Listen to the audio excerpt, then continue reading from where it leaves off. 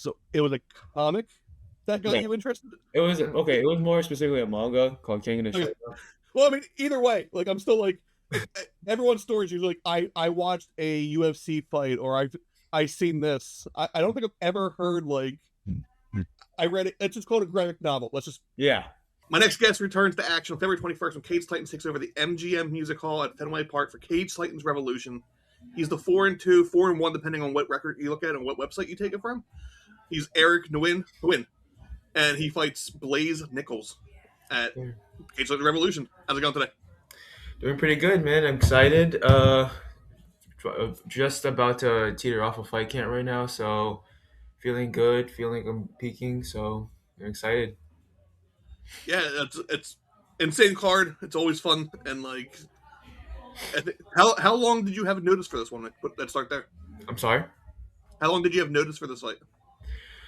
Uh, I think we started looking for this fight around January. I didn't get the confirmation that it was gonna be Blaze until like maybe 4 weeks out. Me and my teammate Roger were basically sharing the same opponent for a bit because uh, it was taking a while to find him a guy. So if he didn't get an opponent, then he would be fighting Blaze, but he did. So my coach gave Blaze to me. Awesome. So you both are on this card then? I'm sorry, I'm having some audio issues. Can you say that one more time? Yeah. Are you both on this card? I don't remember. I don't know if I have his name listed anywhere. Say that one more time. I'm sorry. Is he also on the card with you? Roger Santos. Yeah, he's fighting this Kazakhstan guy. I think his nickname is the Cowboy. I forgot what his real name was. Yes, I know that matchup now because I know I could not reach out to the other side because I don't think he speaks any English. Hmm. So that makes sense. But yeah, 2 weeks out. You kind of mentioned you were kind of tampering off the camp. How has camp been? Obviously, it's never an ultra fun deal. There's always those nicks and nags, but how's camp been as a whole? I mean, as a whole, this is probably one of my better camps. Um, yeah, I feel like for a while now, a couple of my camps have been kind of iffy in the sense of I've just been.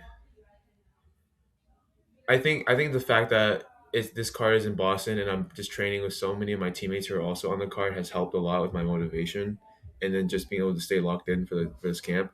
Diet wise, this has been one of the best camps for me to cut weight. So overall, this has been pretty good. Best one so far. And you kind of mentioned about it being in Boston, obviously. Usually Kate Slayton is at the Hall. Everyone loves the Hall. What does it mean to you, if anything special about being at MGM versus the Hall, or is this just another fight for you? Um, I think it's more special just because of like what it represents. It just represents as a whole the MMA community growing. I think this is a a bigger step into just cage science as a whole, but like being able to just grow as a sport. Hopefully, the goal is that we can get more of these cage titans in Boston. I mean, other than the UFC, I don't remember any other like large MMA promotion at this level being able to be shown in Boston. So I'm excited. Like again, a couple years down the line, this will be just like any other fight. But as of now, this is a big step in just being able to grow as a person, as an athlete, and just as growing the sport as a whole. Awesome. And then outside of MMA, like your education and all that's pretty impressive.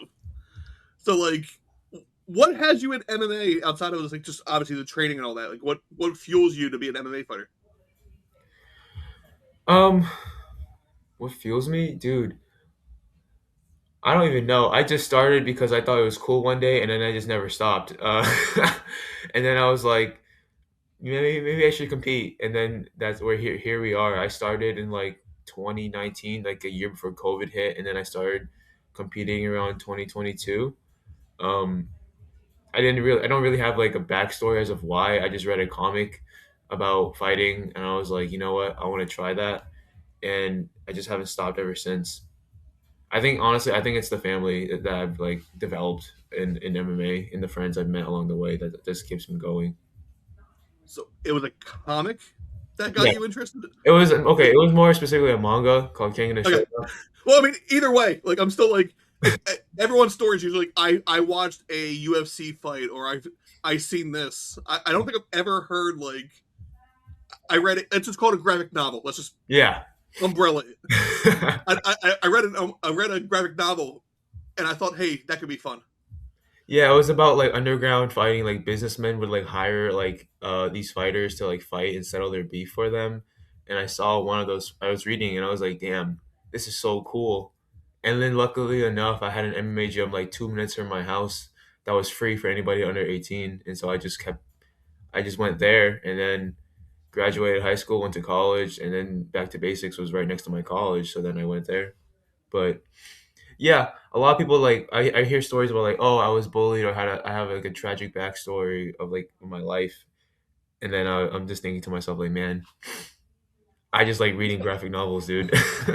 Yeah, like I think I've heard everything. I've heard the bully one. I've heard like I started as a kid as a karate, and then like I went into like the other forms, and I've never and I'm older. I'm a lot older. Like I've never heard graphic novels. That's a nice one. A little add to like the history. Yeah, dude. But like outside of that, like you back to basics. You have another teammate on the card. How has it been working at Back to Basics? I know they are a foundation of the Cage Titans roster.